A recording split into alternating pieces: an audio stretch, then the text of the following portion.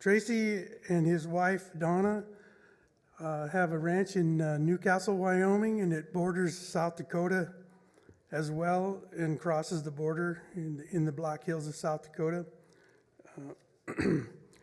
Tracy's also an attorney, and he's both his undergraduate degree in professional agriculture economics and law degree were attained at the University of Wyoming. Tracy was engaged in general practice of law for 35 years until his retirement in 2020. During his entire professional career, Tracy was active in various elected public service as county and prosecuting attorney, county coroner, and county commissioner. He was also appointed by the governor of Wyoming to serve a 6-year term on the highly contentious Wyoming Game and Fish Commission. Tracy's attention to the collusive Global Roundtable for Sustainable Beef, while his wife Donna was battling against repeated efforts to impose mandatory traceability on Wyoming producers during her service on the Wyoming Livestock Board. Their son Hans was the youngest person ever elected to the Wyoming legislature and now serves as the agriculture policy advisor for the United States Senator Cynthia Lummis. The family, as I said before, runs the MW Ranch, a cow-calf operation in the Black Hills of Wyoming and South Dakota. Come on up, Tracy. Thank you for all you have done. He will tell you how mandatory RFID ties into the Global Roundtable for Sustainable Beef. While he's getting ready, Tracy has been here before and educated us a lot on this Global Roundtable for Sustainable Beef. It's just a power grab by the one world government globalists of the world, and I appreciate his efforts. He has really awakened my eyes to what's going on, and if you are ready, sir. Well, he always has an entertaining presentation for sure, with a lot of information.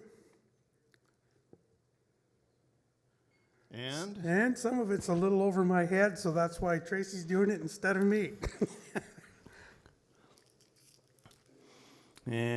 Okay. There he comes, the man of the hour. Listen to this, it's working. Okay. Thanks, Kenny. Thank you. So, how is everybody? I need a thing. I was going to want your hat. What size?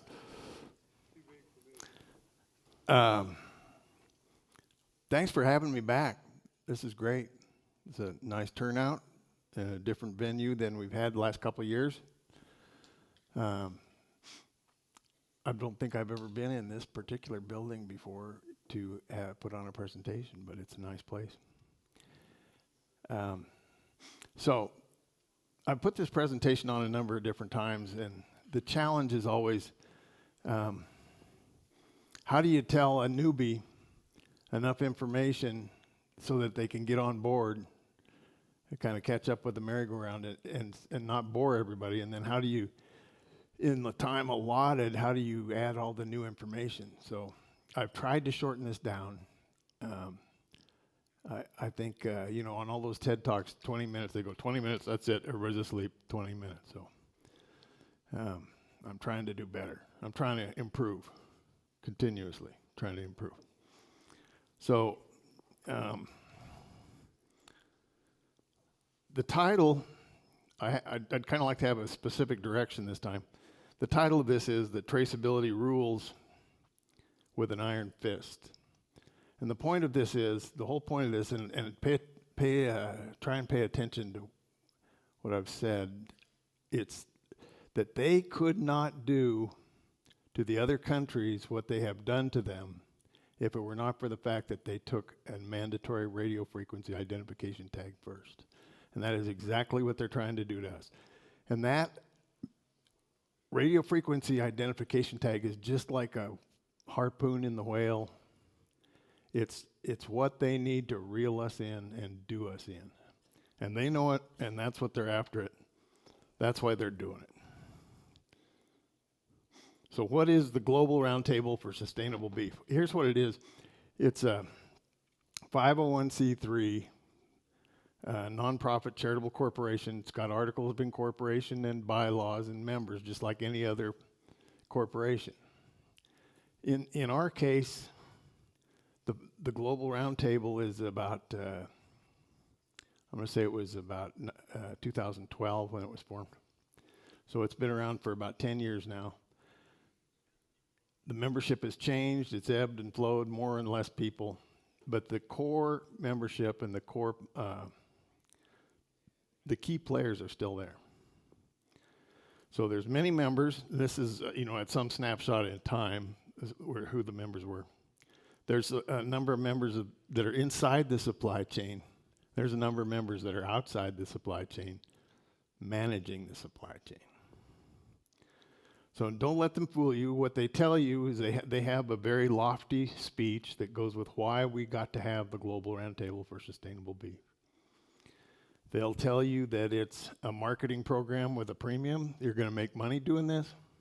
They'll tell you it's a noble plan to feed the world. They'll tell you that it's a noble plan to save the planet. They'll tell you it's all about fairness and equity and even distribution of food. And they'll tell you it's a program driven by consumer demand. We got to do this because consumers are demanding it. That's false. And they would lead you to believe that it really doesn't apply to you, which is what folks say when they want you to look the other way or go back to sleep. This really isn't about you guys. This is about really something else, somewhere else. I want you to meet Dr. Jason Clay. Dr. Clay works for the World Wildlife Fund. He didn't start out there. He may be he may be dead. I don't know. I haven't seen anything from him for a while, but he, you can hope. But there's I wish him no ill. He's no more than I do a rattlesnake or he's just doing what he's made to do. And he's a leftist. He's a hardcore leftist. He worked for other organizations before he stumbled into the World Wildlife Fund, always in that role, though. That is his ideology. His name, his title is various, but primarily they call him the Vice President of Market Transformation for the World Wildlife Fund. So you sort of think that a World Wildlife Fund is about saving critters and manatees or polar bears or little fuzzy prairie critters or something, right? That's not what these guys are. One of our strategies has always been to take choice away from consumers. Basically, our point is that consumers shouldn't have a choice about sustainability. And the way to do that is to get companies to only buy sustainable raw materials. We need to rehabilitate degraded and underperforming land to take pressure off of natural habitat. And we need to think about consumption. Some places need to consume more, others need to consume less. What it means is that you start measuring what matters, you require third-party verification of that measurement, and you get producers started on a stepwise approach towards continuous improvement. Our approach has really been to work in the supply chain itself to help companies identify better sources, source from producers that are certified, that have reduced measurably their environmental impacts, et cetera. What we've started doing is saying, okay, maybe sustainability isn't a competitive issue. Maybe consumers shouldn't have choice about sustainability. Maybe all the products on the shelf ought to be sustainable. How do we make that happen?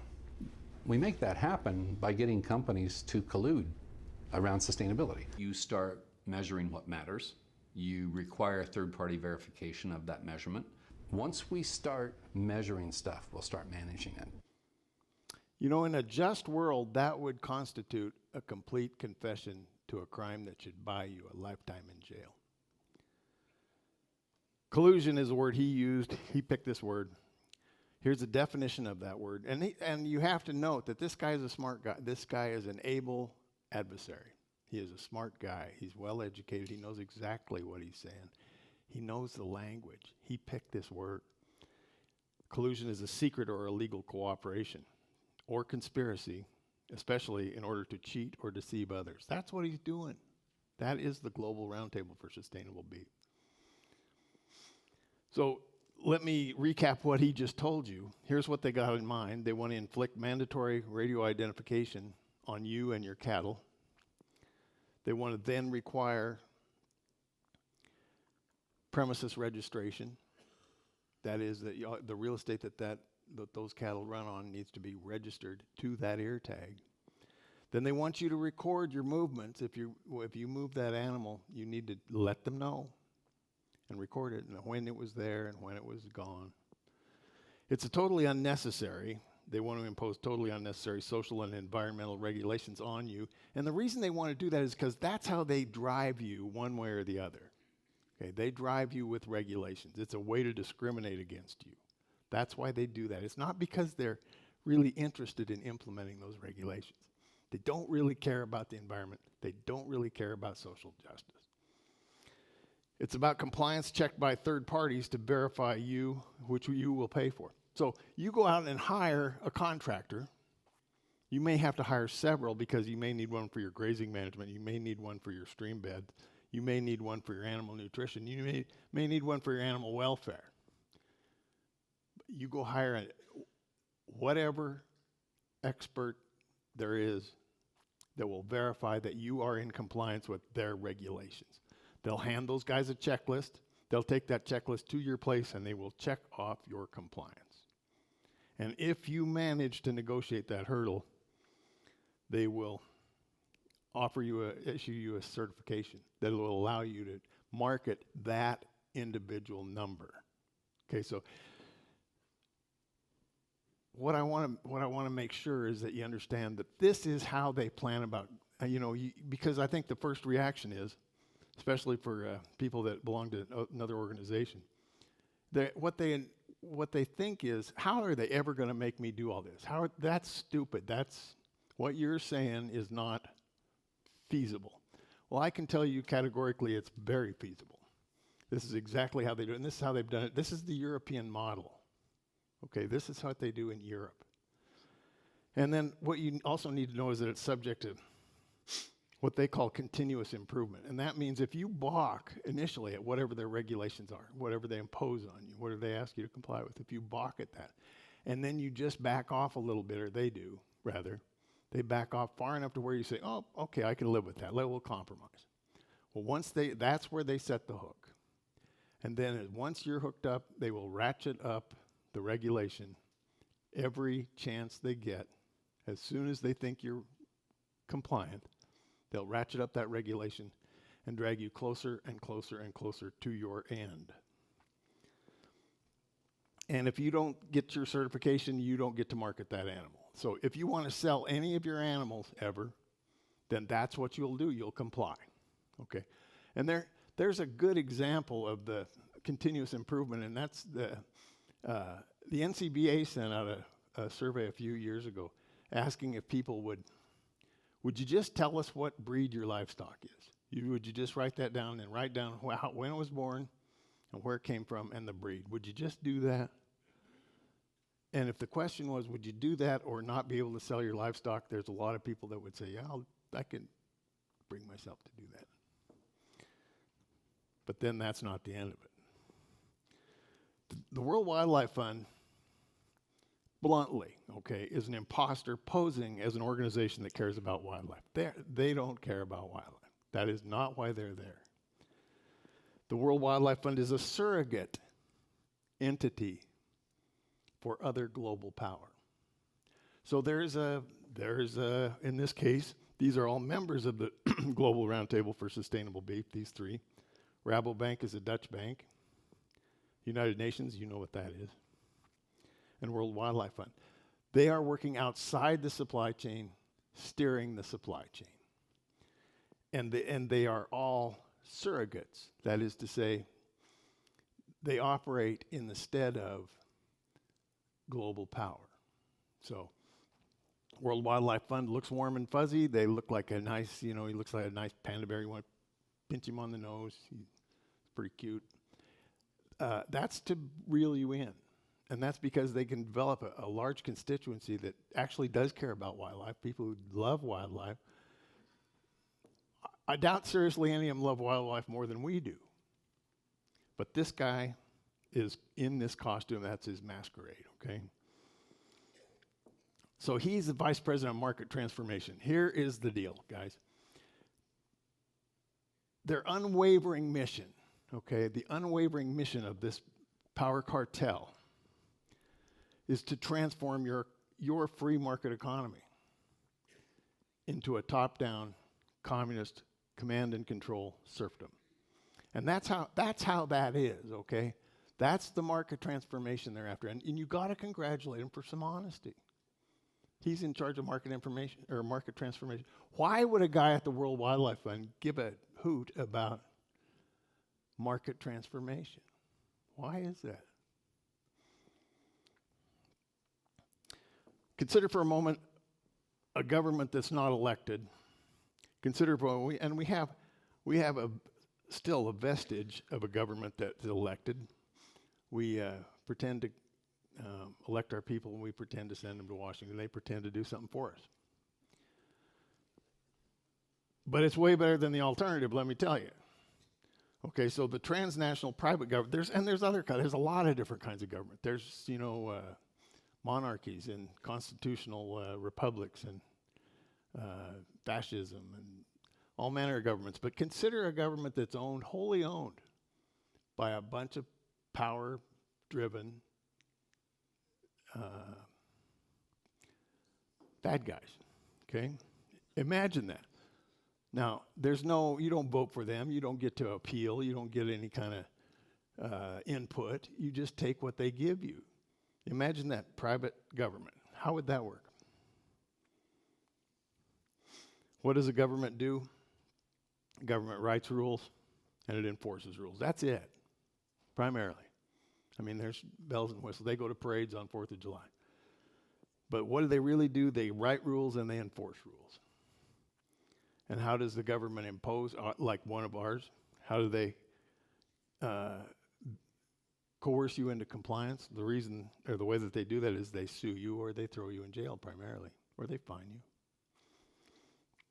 But how does the Global Roundtable, which is a privately owned transnational government, how do they obtain that power? How do they get to be to a point where they can tell you anything that you'll listen to? Why would you comply with anything they would say? And the reason is, the way they do it, rather, is that they have a sufficient market concentration, and then they collude, where they get together and decide how they're going to manipulate the market. The other thing that they need is mandatory traceability. And if they've got your commodity, whatever it is, and it's identified and they can track it, and they have a narrow enough pinch point in the supply chain, and they are colluding to fill in that gap, then they have the power to run your ranch.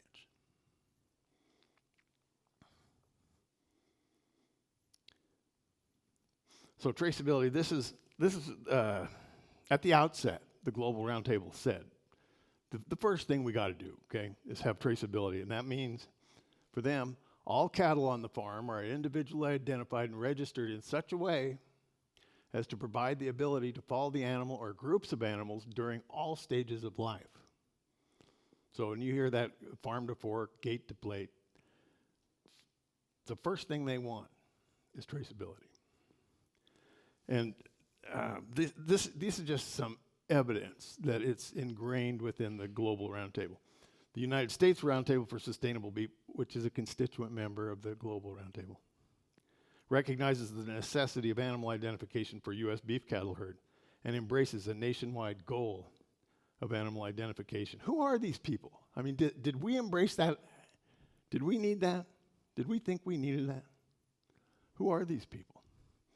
Cargill wants to move toward 100% traceable beef.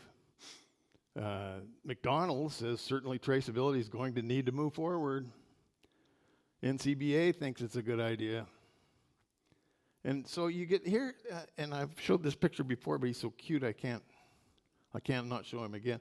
This was I think he was in Switzerland. and a little six-legged guy here. And he's got RFID hanging off of him everywhere. And so you know it's not for your own personal use, the identification. It's for somebody else's use, because you can tell which one this guy is, okay? You know this guy when you see him.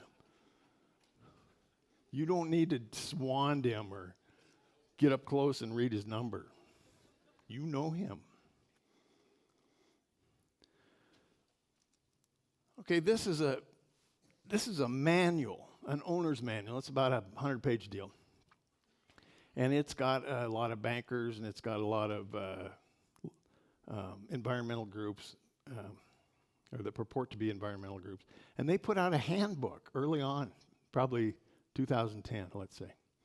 They put out a handbook on how to get suppliers to be compliant with, or agricultural suppliers.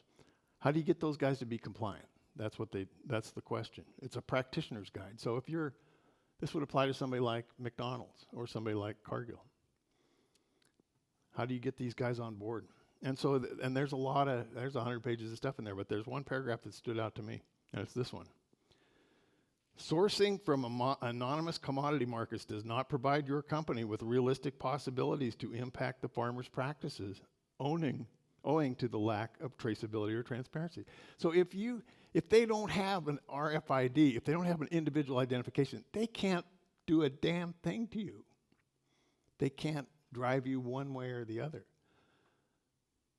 But if they have an RFID, they can. That's enough to send somebody to jail. So here's our friend Jason Clay again.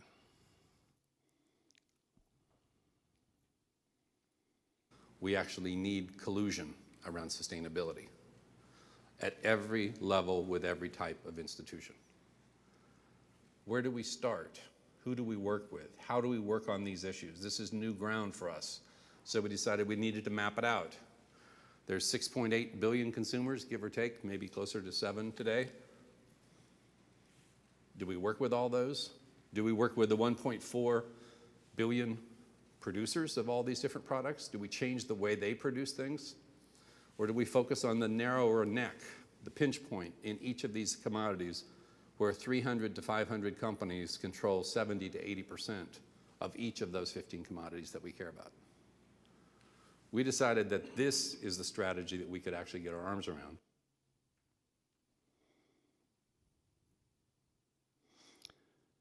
This is the most important in trying to derive an understanding of this whole issue. This is the most important diagram. This is the most important picture. And if you understand this, the rest of it follows. The arrow, the green arrow coming in from this side, says on it, if you can't read it, it says investors. And that's the narrow point of the supply chain. And they don't want to try and regulate producers, and they don't want to try and regulate consumers. They want to try and regulate the investors. But they're already there because that is the power. Okay, that is the power cartel for which they stand as surrogates, is the investors, the investor money. So here's the pinch point in our supply chain. It's Cargill, Tyson, Marfrig, and JBS. There's four packers that pack 85% of the kill. So and they collude. That's my opinion. They collude. So what that means is, if you want to sell your cattle, you're going to have to sell to these guys. Just follow the money. So you ask yourself, how did this situation ever come to be? How did it ever come to pass? I don't understand how these people got so much power. Well, over the last 40 years, there's been a movement within banking to consolidate banks and consolidate the money and the assets under investment all into the narrow set of hands. Here's a chart. I don't know if you can see that. The blue line is the number of banks in this country, and it peaked out about 1980. It's about a third of what it was in 25% of what it was in 1980.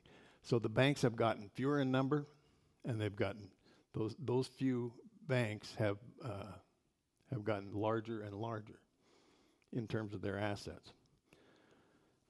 In fact, the top you can commonly get, and there's different metrics, so the order changes a little bit, but not much. The top 6 banks have more money, more power, more concentration of assets. The top 6 banks have more than the next 200 put together. So essentially, these guys have all the money, okay? These 6 banks. Now, there's a different species of financial guy, of investor, and that's the asset managers. So there are 3 companies that stand out there. There's BlackRock, Vanguard, and State Street. Those 3 companies have trillions and trillions and trillions of dollars in assets under investment that they manage. So what have they done with that? Here's what they've done with that, is they own a manageable or a control, controlling, not in the traditional sense, but enough assets of each company in the world that they can dictate the activities of that company. So they may have like 5 or 10 or 15 or 20% of a company, of every company. They even own percentages of each other. So these guys have the ability, if they were to pull their money out of any of those companies, that company would fail. So, and what do you hear from these guys? You hear that this is where the ESG stuff comes from, the environmental social governance. It comes from these guys, and it comes from the banks. And that is all that the Global Roundtable for Sustainable Beef is an ESG scheme. That's what it is. Here's another piece of evidence. The UN put this out. This is the Guide to Banking and Sustainability. And this book talks about how banks will direct their money, banks and institutional investors will direct their money, their assets, toward or away from the companies that will do their bidding. So these companies, and let's take Tyson for instance. Tyson doesn't have to require your RFID air tag. They could say no, but if they did, these companies would pull their money from them. Tyson would fail, another company would acquire them, and that company would be put in that situation where they either had to do as they're told or fail. So that's where the power comes from. The power comes from the concentration of capital. It's been an ongoing trend for the last several years. So, and here is, coincidentally, here's Tyson. This guy admits he gets to go to jail on this piece of evidence. And he's some officer in the Global Roundtable also, by the way. But he says, right now, access to finance is by far our biggest driver of sustainability. So the reason he cares about what's sustainable and what's not is because they won't give him money if he doesn't. And if they won't give him money, he will fail. And so this model, the reason there are 4 Packers is because by merger and acquisition, they have been able to acquire all the competition and concentrate it into 4 hands. And they put those 4 companies in place, or 6, or 5, or however many, depending on the supply chain. Not unique to us, guys. We are not suffering individually. This is everything. If they don't do what they're told, they're out. If they do what they're told, they're allowed to survive and prosper. So this was it came out of an article on, I can't remember what, but access to finance is the biggest driver for Tyson Foods' carbon target. So, but surely, if the problem was that obvious, we'd hear about it, right? We'd hear about it in the news. Surely we would hear about it somewhere, besides at this RCAF convention. So where there's 300 of us in here, we'd hear about it someplace else, wouldn't we? Well, the same merger and acquisition issue has taken place in the media world over the last 30 years, 40 years as well. So we're down to 6 companies. These 6 companies control 90% of the news content. 6 companies is easy to get your arms around. Now, you may have seen this because this was a viral video on YouTube. And it started out being popularized because it sort of put Trump in the in the crosshairs. It sort of implicated they got popular because they thought it made Trump look bad. Okay. But as soon as people saw it, they went, "Wait a minute, this is eerie. This is spooky." So here we go. Hi, I'm Fox San Antonio's Jessica Headley. And I'm Ryan Wolf. Our greatest responsibility is to serve our Treasure Valley communities, the El Paso, Las Cruces communities, Eastern Iowa communities, Mid-Michigan communities. We are extremely proud of the quality, balanced journalism that CBS 4 News produces. But We are concerned about trouble and trend of irresponsible, one-sided news stories plaguing our country. plaguing our country. The sharing of biased and false news has become all too common on social media.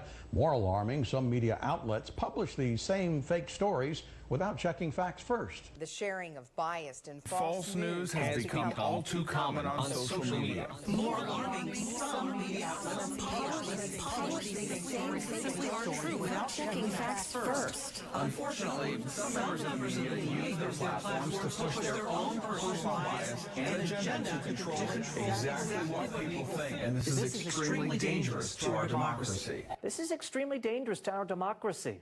This is extremely dangerous to our democracy. This is extremely dangerous to our democracy. This is extremely dangerous to our democracy. This is extremely dangerous to our democracy. This is extremely dangerous to our democracy. This is extremely dangerous to our democracy. This is extremely dangerous to our democracy. This is extremely dangerous to our democracy. This is extremely dangerous to our democracy. This is extremely dangerous to our democracy. This is extremely dangerous to our democracy. This is extremely dangerous to our democracy. This is extremely dangerous to our democracy. This is extremely dangerous to our democracy. Propaganda works best when the message is aligned. And propaganda isn't just a message, sometimes it's the absence of a message. Sometimes it's what news is withheld. But in this particular case, and I don't know if you noticed, but there's Fox News, there's ABC, there's NBC, there's CBS. They're all telling the same story.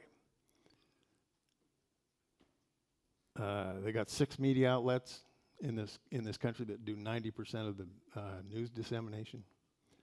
This is a great example. It's a brilliant piece of editing. This went out over the airwaves in I'm going to say it was like 120 different communities.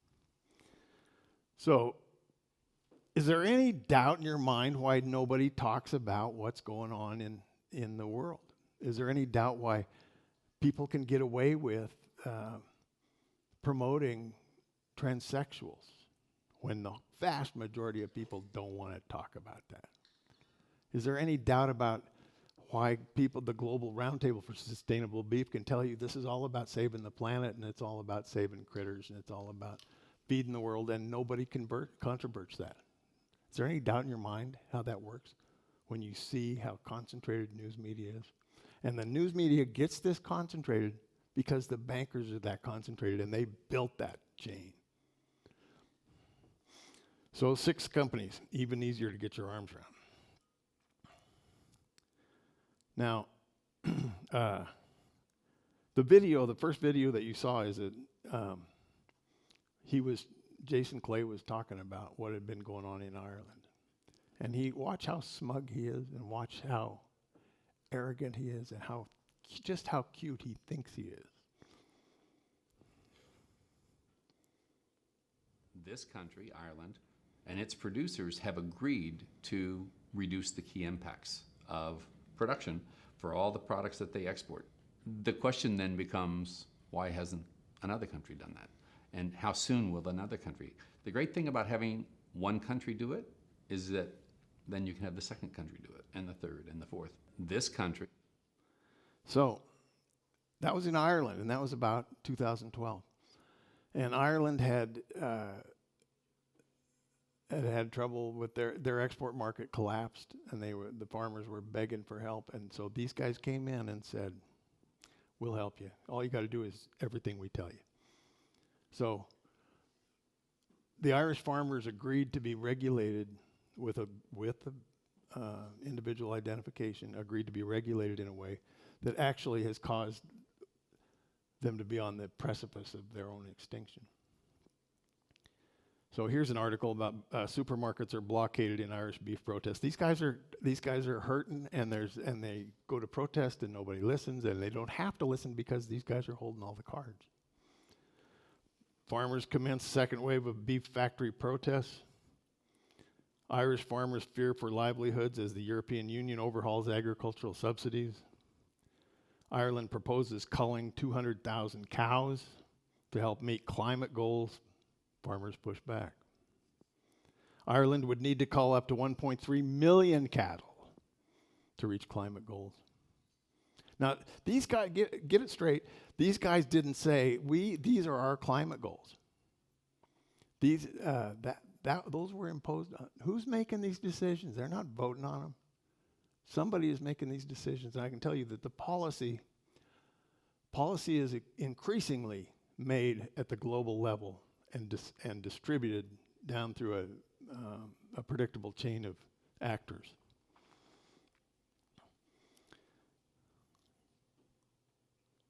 The great thing about having one country do it is that then you can have the second country do it, and the third, and the fourth. So here's the Netherlands. Here's the second country. Netherlands, and I don't know if you guys have been following it, and I'm so looking forward to seeing Ava tomorrow night. I watch her whenever I get a chance to on whatever news show she's on. She's a powerhouse. What they're doing in the Netherlands is they're telling them that their nitrogen levels are too high, and their nitrogen, so they got to cut back on their cattle. And there's a whole laundry list of activities that they could cut back on, but it's always cattle. So they want to cut a third of the cows out of the Netherlands. And what makes these guys unique is that they are not having it. These guys are protesting in a mighty way that's drawing a tremendous amount of attention, global attention, but I don't know how many people in America outside of the ag business or outside of the cattle business are aware of it. Because I can tell you there's a bunch of people in the cattle business that are not aware of it. But they have formed a lot of tractorcade protests that they've taken to capital cities and they've taken to The Hague, and there's a sustained conflict between the Dutch government and these farmers, and the Dutch government wants to put them out of business. And it's an extension of what happened when all those countries formed the European Union, because these guys, their legislature is saying, it's not us guys, it's the European Union that's making us do this. So, go talk to them. Well, of course, they're too remote. So they have no impact on the European Union. So a Dutch tribunal has told the farmers that they have no choice but to enact the requirements of the European Union. And that includes these guys got to give up their cattle. Well, how many cattle can you give up before you have to give up your farm? And the Dutch, if you wanted to talk about who is efficient and who should be in business, as opposed to who's in business, the Dutch farmers are as productive as anyone in the world. Now, the metric that you always hear is the Netherlands is the second largest, they're about the size of Maryland, okay? They're the second largest exporter of agriculture products in the world, right after us. And that's a testament to their efficiency. But they want to put them out of business anyway. Now, how does that make sense? I think Ava will tell you that she suspects that it's a land grab, not any kind of genuine concern over nitrogen levels or global warming. She thinks it's an effort to get rid of the cattle.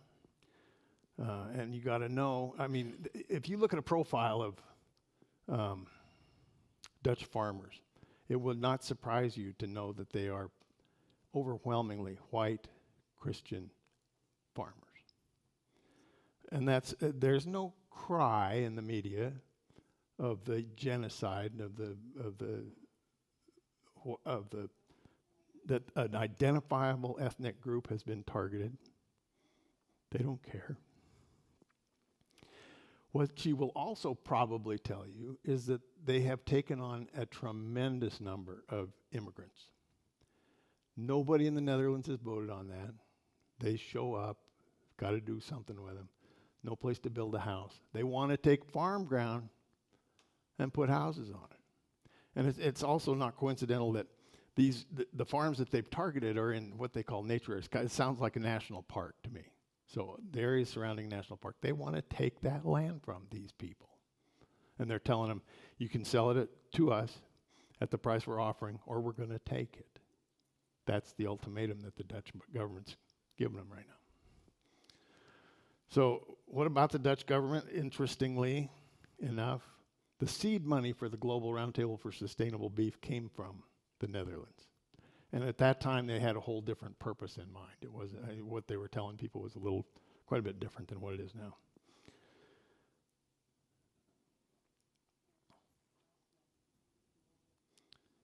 This is Prince Bernhard, who was at the time, his wife was the Queen of the Netherlands. He's not a lazy man and not a stupid man. He was instrumental in forming the World Wildlife Fund. He was instrumental in forming the Bilderberg Group, if you're familiar with that. He was the driving force behind both of those.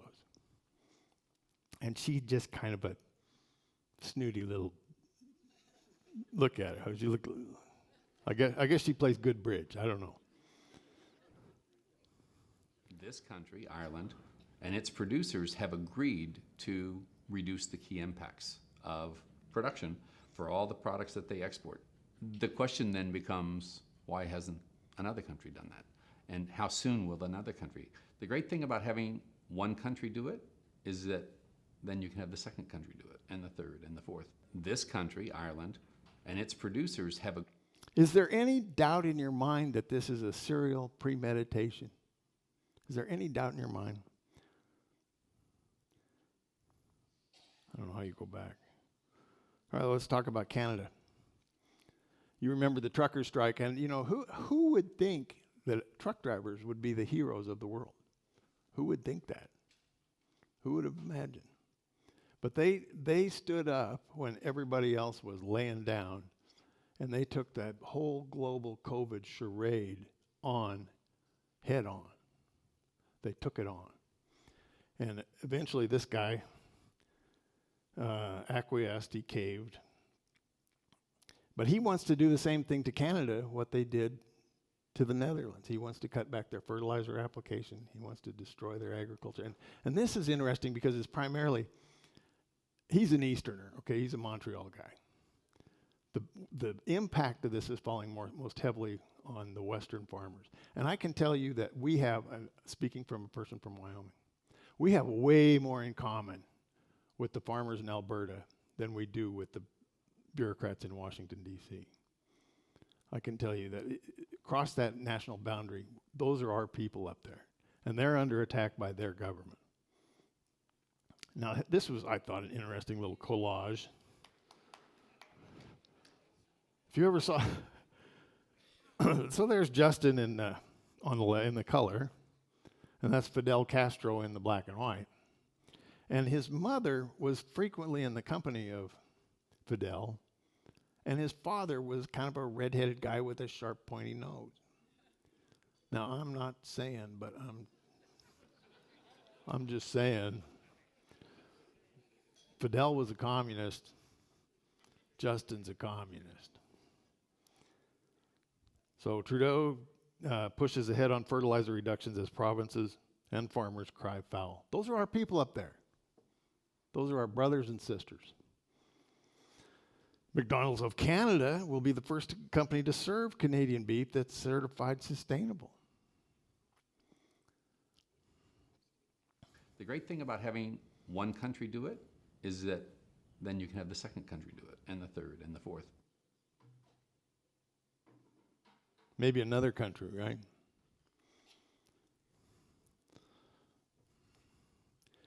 I'm about to present to you some evidence that I believe that the global power structure that's pushing this has set their crosshairs on us next.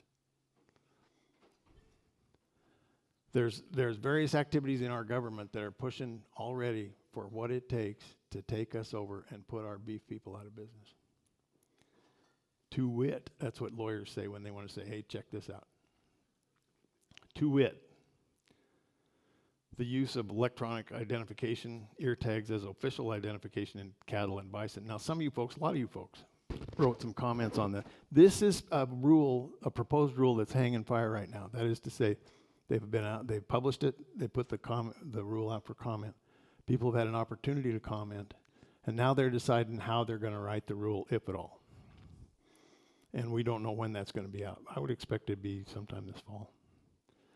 So, the rule calls for mandatory radio frequency identification for certain classes of cattle, and I'm not going to be able to recite this exactly, but primarily for us, it's cattle 18 months old, breeding intact animals going across the state line 18 months old or older, and bison and some other stuff.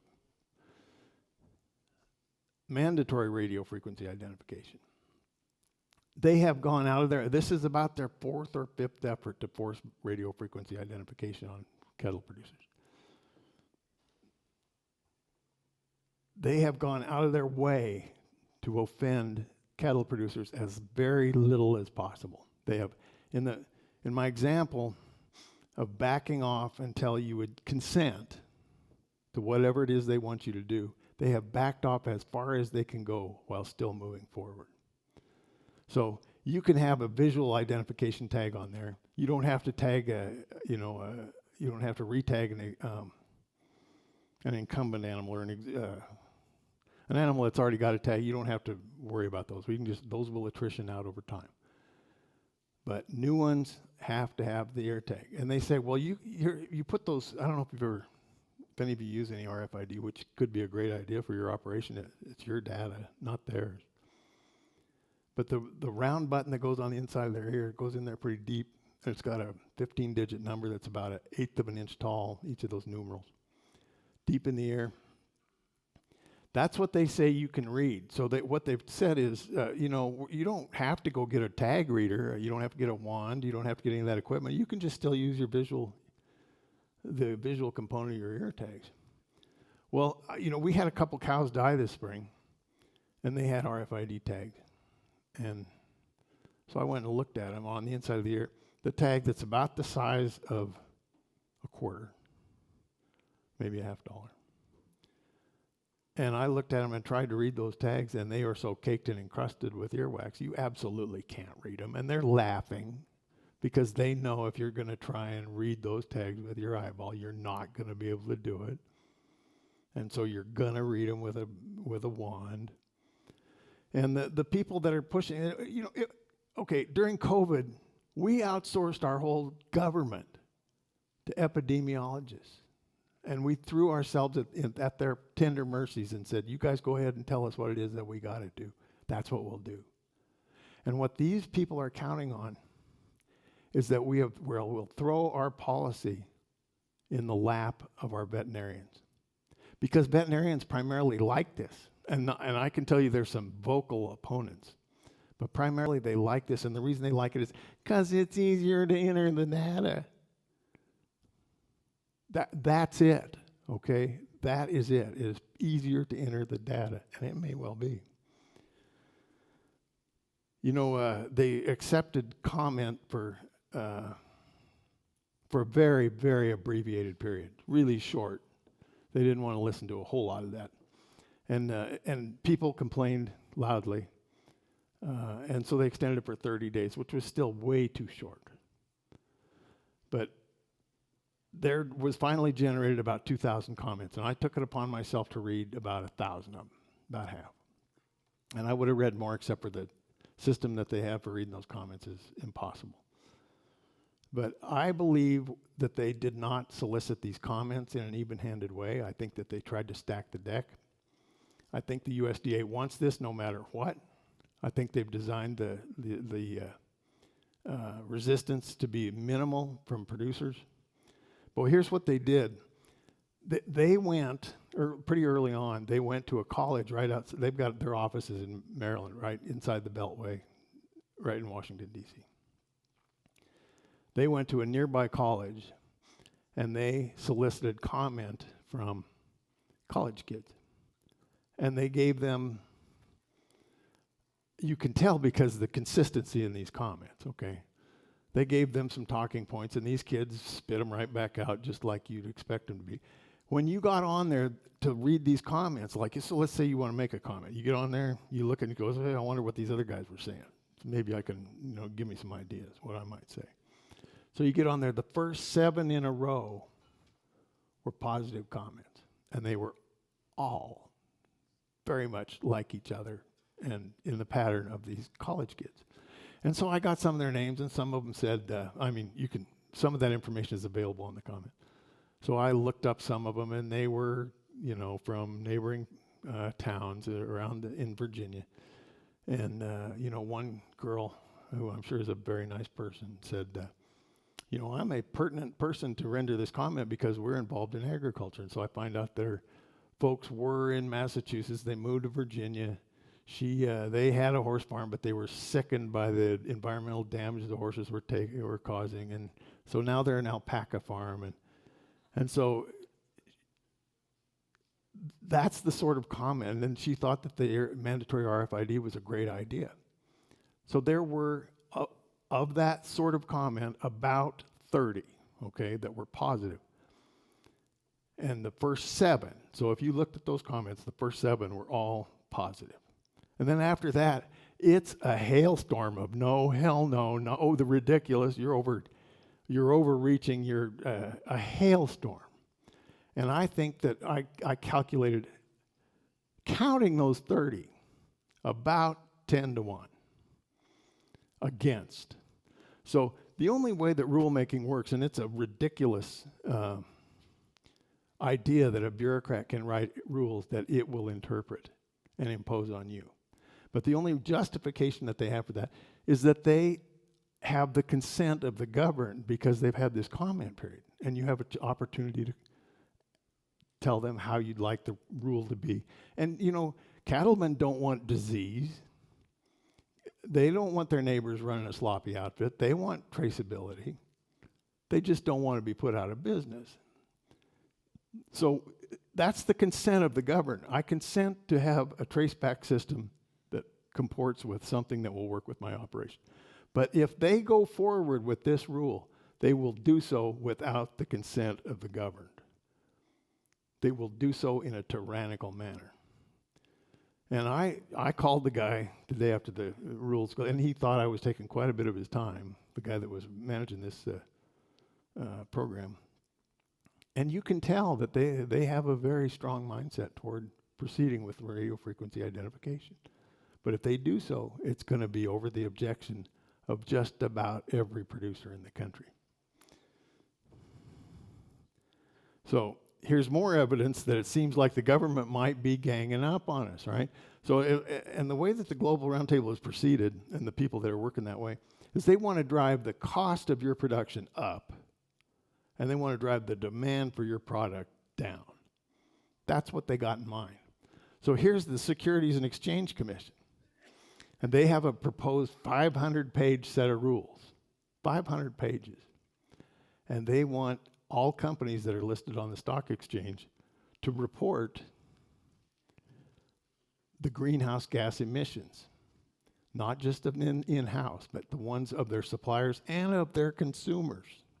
They want to report that. So if these rules are enacted, Tyson, Cargill, National, JBS will have to collect that data from us. 500 pages. Now, you would think that someone would object to that. Well, NCBA objected to it. They said, that's too much. How about you just exempt us? Exempt ranchers. Well, that didn't make it right, guys.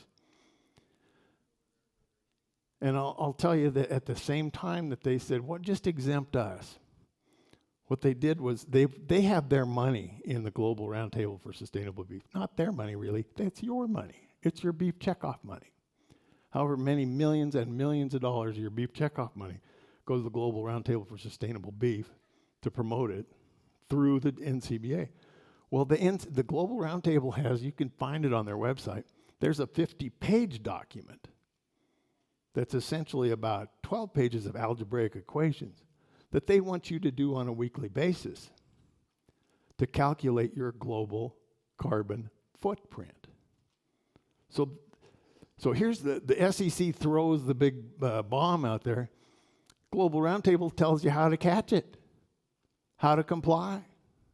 And if you did all that, you would have to hire help to do this alone. And it fits with they want to drive your costs up, your product demand down. So here's an example of your carbon footprint. You are what they call Scope 3 emitters. That's a supplier. So McDonald's, when they got to make their carbon footprint, they just tell you it's all your fault. 71% of their carbon footprint comes from agriculture, 41% comes from beef. So really all the things that they have to do to clean up their carbon footprint involve oppressing you. Okay, most of you folks probably know that the FDA changed their antibiotic rules on, you got to have a prescription now for a lot of the stuff you used to be able to get over the counter.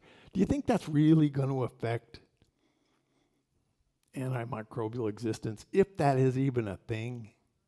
Do you think that now you have to get a veterinarian's permission before you can buy a bottle of LA200? No. What's it going to do to your cost structure? Going to jack it up. So the USDA came out with beef and dairy guidelines this year. They do it every 5 years. So these are your dietary guidelines. Well, less beef, boys and girls. That's what goes in your guidelines for the health of the people. And you just think about the crisis of obesity in this country. If you go to the shopping mall and look around and you go, my God, these are big people. My God.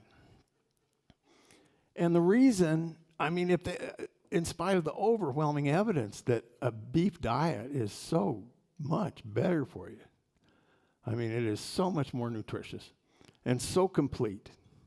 They've got you eating cornflakes. And that comes out of their guideline. Now, why would they do that if they weren't trying to destroy the demand for our product? This last year, this spring, it says June, okay. Building the workforce of the future. The Biden administration came out with an all-hands-on-deck Manhattan-style project to enhance production of biomanufacturing. In this case, it means fake meat, okay? So they've allocated a huge amount of money to go toward fake meat, production of fake meat. Now, there's two kinds of fake meat. One of them is plant-based, comes like soybean burgers, and the other one is what they're calling cultured meat. Like Petri dish stuff, lab grown. The good news is they are about 1 million miles away from having that lab meat ready. And the consumers have roundly rejected the plant-based stuff. And the companies have gone down, in flames, one after another. They have failed. Except for the banks have been propping them up and starting new ones. Now, that has come to a halt because they went to the government and have procured money to continue the fight to make fake meat. Now, there's an organization, it's called the GFI, Good Food Institute. And it's an organization led by an animal rights guy. And on his stated purpose is to go get money from government to promote fake meat. And so when you look on their tax return, last year they got $46 million from government. And they don't have to tell you which government, $46 million to promote fake meat. And the people they are promoting fake meat to are governments, so they can get more money. And I'm not joking you about that. Last year, they say that governments kicked in $650 million to promote fake meat. And this is in spite of the fact that everybody hates it, and they can't make, they're about 1 million miles away from having this come to market. And the USDA approved fake meat, lab-grown meat for consumption. And so they had a big deal. It was a big media splash. Same, think about those media examples. Big media splash about now it's on the menu in 2 fancy restaurants. What they didn't tell you was they had, for the first one, first time they served it, they had enough product to feed 8 3-ounce portions. And the next time they will have to have 6 2-ounce portions, because that's how much they can make. So they are 1 million miles away from this coming to market. Yet the government, they've got enough inside suck to push our federal government into pouring nearly $1 billion into this. And they're pouring money into a company to ramrod it. That sounds like they're not, they're trying to get another and another and another country to me. So then there's One Health.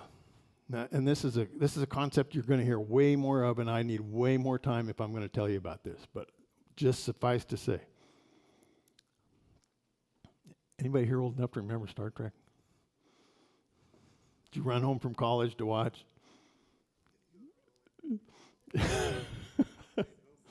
Yeah. Brad didn't have to run home from college. He watched it at home. These are the voyages of the USA APHIS. Its 5-year mission: to seek out new life, to boldly go where no man has gone before, and then stick an RFID air tag in them. Okay, these guys, they just came out with a new proposed rule to RFID cervids, so that's elk and deer. They're not stopping with this 18-month-old cows crossing the border thing. They are not going to stop until they have every single cow, calf, bovine animal subject to radio frequency identification. Because they're doing it to another very narrow sector of the economy, but they're doing it to everybody. And they're doing it they would call it continuous improvement.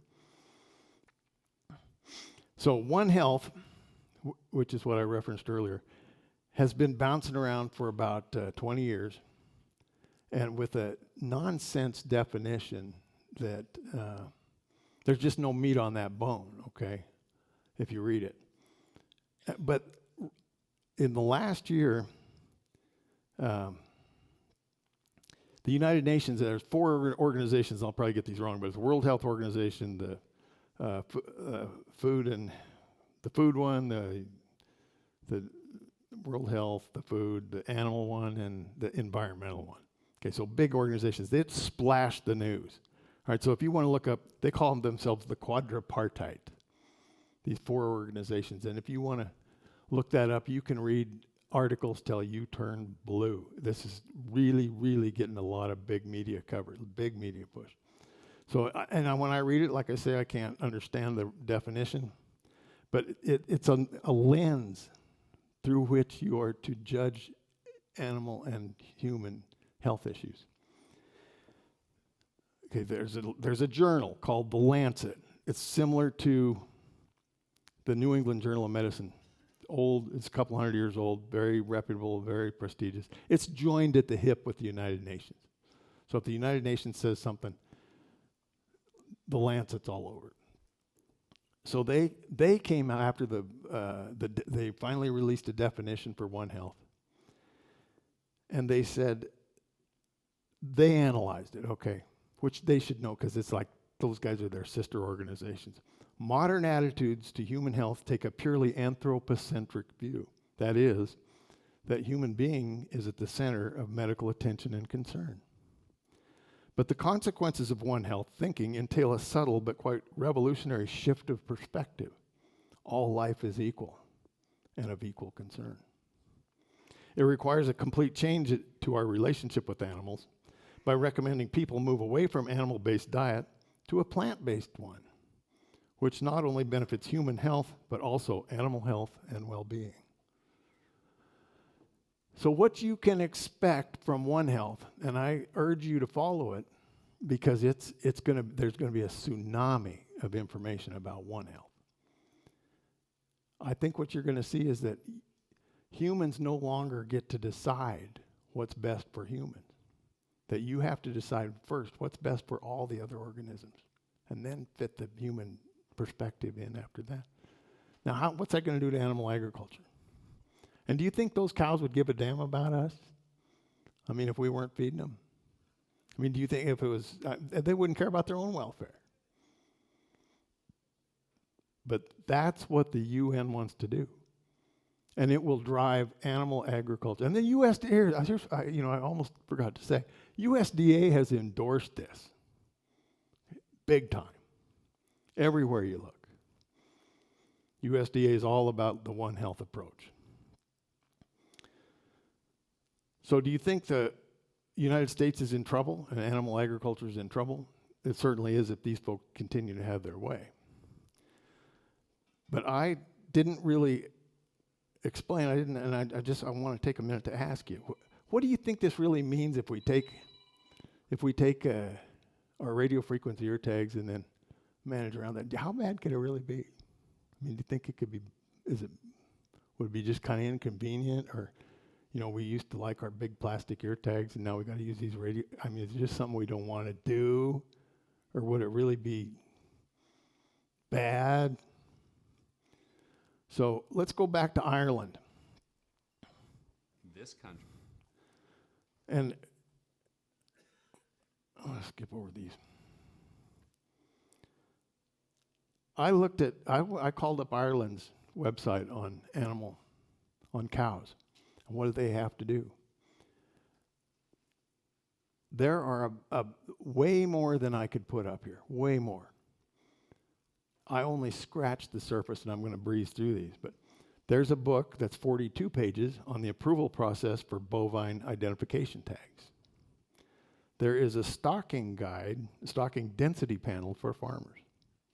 So they tell you, that governmental organization tells you how you can stock your parcel of ground and what you can use that ground for. There's a preliminary check for a basic payment scheme for farmers. There's a guide to competing preliminary checks for basic payment scheme for agricultural agents. And you have to whereas here these guys are proposing for us a third-party verifier, you have to hire and appoint a advisor. And the advisor has to sign off on your work. And what that does, if you do well, then you may get the full payment. And if not, you get discounted. You accumulate so many points, they start docking your pay. And there is all the payment relies from the government. So there's no market. They have effectively destroyed the free market here. And it's all inverted. It's all 100% command and control. So there's a TV show, it's on Amazon. It's called Clarkson's Farms. Has anybody seen that? I urge you to watch that. And it's kind of comedic. It's sort of funny, but and it doesn't really put the full point across. But it does kind of give you an idea of how much different it is there. But there's a payment scheme for everything. It's how many acres you're using and what you're using it for. And you have to devote so much of it to nature, and you have to devote so much of it to production of this or production of that, and they regulate the inputs. There's a book on, this is 56 pages, a guide to competing your basic payment scheme. And this is just one formula after page after page after page of paperwork that you have to do to continue to operate. There's a guide to completing your no change basic payment scheme. There's a guide to completing previous year's basic payment scheme. There's information on agricultural agents registering with their department to submit schemes applications on behalf of clients. This is what your agent or your advisor will do for you. Here's a Here's an application to register as an agent. Here's an authorization form to approve agency access to your information. Here's a form for authorization to allow an agent to act on behalf of you. Here's an authorization form to remove that guy. Here's an application form for a certificate of compliance for the movement of bovine from a single holding to another's holding. Here's an application, an amendment, if you made a mistake on one of the other ones. Here's an application for on-farm auction, manual recording of bovine movement. Here's your calf regulation app manual. So an owner's manual for how to run this app on your phone. Here's your official list of breed codes, which, as I told you, the NCBA wanted you to initially just disclose what kind of cattle you got. Well, they want to know. Animal identification and movements, online system for herd keepers. That's if you want to move your cattle, you got to report it. You've got very limited time frame to do all that. If you don't get your calves tagged and reported in the first 27 days, that calf cannot leave your place ever. Here's a barcode, but your birth certificate for each cow. Here's your grant aid scheme to facilitate the upgrading of livestock markets to electronically read and record identification details of cattle being traded. I have just scratched the surface of the forms and the reading that's necessary for those Irish farmers.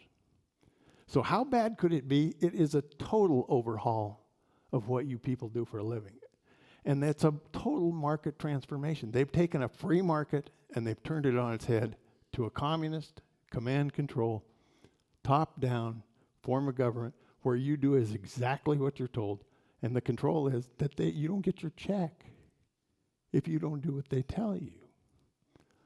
Now, no wonder Jason Clay is smug, okay? How fun would it be to just ruin a whole country like that? And then just look forward to the next one. But there is hope for Ireland. What these guys have started doing is black marketing their cattle. Because you have to, I don't know if I had that form in there. No. You got to have a guy from, they call it a knackery, right? The rendering plant has got to come pick up your dead ones. And he's got to sign off that you surrender your RFID number. He writes off that animal is passed, and he's taken it in. So the circle is complete, right? You know where that animal went. So what these guys are going is they're calling the cops and they're saying, someone has taken my cow. Or, in the alternative, I can't find her. And so 11,000 cattle reported stolen in the last 3 years. They're black marketing their own cattle. Now, on the one hand, this is really depressing that they've turned these people, these good people, into criminals, because that's a crime. You can go to jail for that.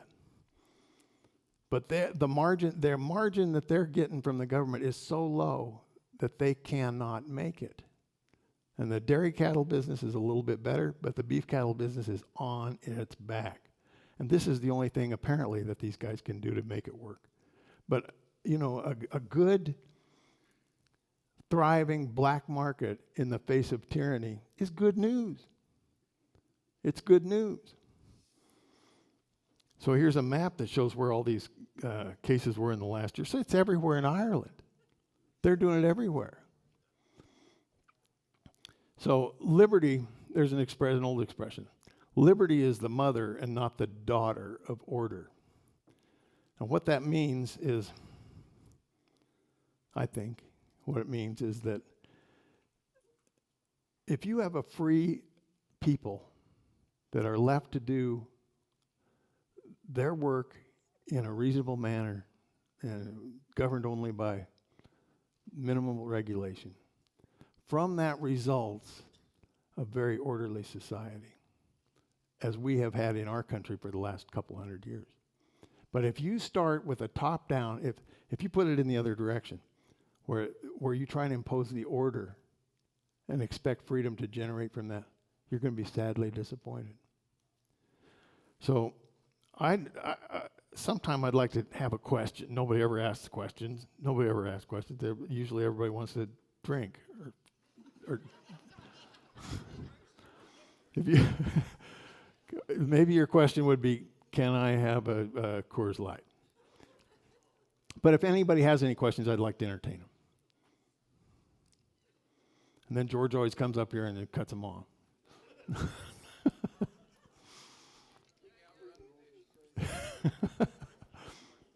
I'm sorry. Yeah.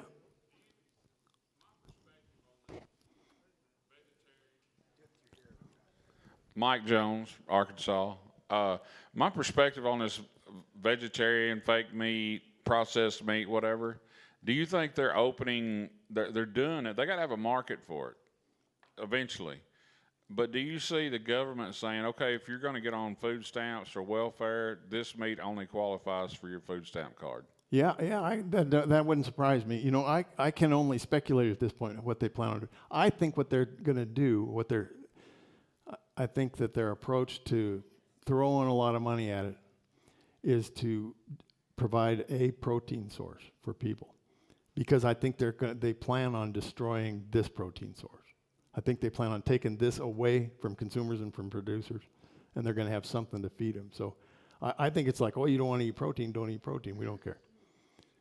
That's my impression, but I really don't know what they have in mind. But I can tell you right now, there is no demand for the plant-based. There's no supply for the cultured meat. And you might be right. That's as good an answer as I have right now. Well, I mean, that's a good way to force it on people. That's right. Like Soylent Green. Who else? Somebody. There we go. George. Yes, sir. I really can't see it. Is it on? Yeah. On the question on Ireland, is that was Northern Ireland, I believe, isn't it? That you took these statistics from, and that's the one that's controlled by the British, isn't it? The Free Ireland, are they having the same problem down there? It looks to me like they're having the same problem. I think the regulations apply to all Irish producers, but I didn't make any kind of effort to segregate that from Northern Ireland or not. Look to me by that map that shows where all the cattle thefts are reported that it's pretty universal. I guess this is more of a comment or some information, but I've got a nephew that does lots and lots of messing around on a computer all the time. And I think about the first time was when the Holcomb fire started. And so since he's on there all the time, he kept seeing these reports about these food processing plants and the packing plants that were catching on fire and burning. And so he started keeping track of them, and he finally decided to quit at about 30 or something like that. But in the process of staying on the internet and talking with these people, he got one guy to talk to everybody that those happenings happened because China came in, offered those people 2 years of their money that they make if they take out their operation. And that's how that was happening. China also has control of over 80% of, they make all of our medicine. So if they stop doing that, it might last for 6 months and that's it. Yeah. Well, I don't know about the China thing. I can tell you that it reminds me that Bill made a great argument during that comment period, Bullard, that there was that the Chinese, we're getting most of our ear tags from China, and that they're in a position to voluntarily disrupt our supply chain that way.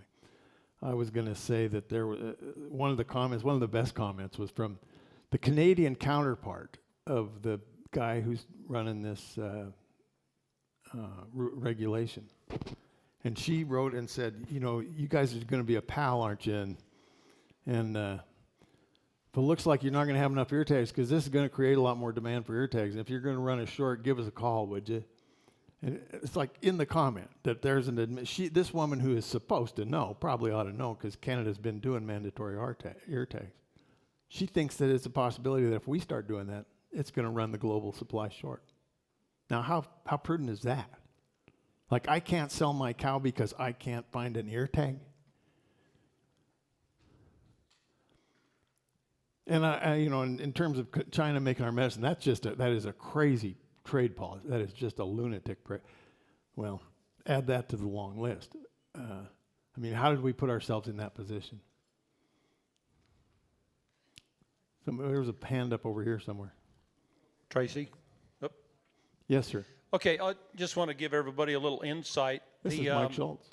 The recent deal with Beyond Meat, I want to tell you that a friend of mine has done us a great justice. He's a day trader. Beyond Meat came out, and he started trading stock. He was buying to the tune of about $600,000 a day, and he'd watch it go up, and he'd sell it, and watch it fall down, and he'd buy it again. And he texted me, and he says, Mike, I love it that these greenies like this Beyond Meat because I'm making millions. And he did. I can guarantee you. I know. I got his text messages. So it was pretty crazy, but I think ultimately he's probably going to break the company. Well, if he parked any money in there, he's got about a nickel for every dollar he's stuck in there. I mean, today. Right here, Tracy. Yes, sir. Matt Loudon from Colorado, and we've been hearing I've been reading a lot about virtual fencing, and they have to have an ear tag so you can track them. Is this all related? That requires a different ear tag than what these do. But I'll tell you what I believe, and there's evidence to support this, is that these people in the name of continuous improvement intend to get you started with a basic radio frequency identification tag that you can read from just, if the wand is very near that cow's head. But I believe that they will. I saw at the stock show here last year, ear tags that cost about $100 a year to maintain, and they bounce off a satellite. And I think that they would say in very short order, you got to upgrade to that ear tag. So it's a different ear tag that you're talking about, but one that I think will be required if this keeps going forward. Okay. All right. Thank you, folks. Thanks for having me. I appreciate it.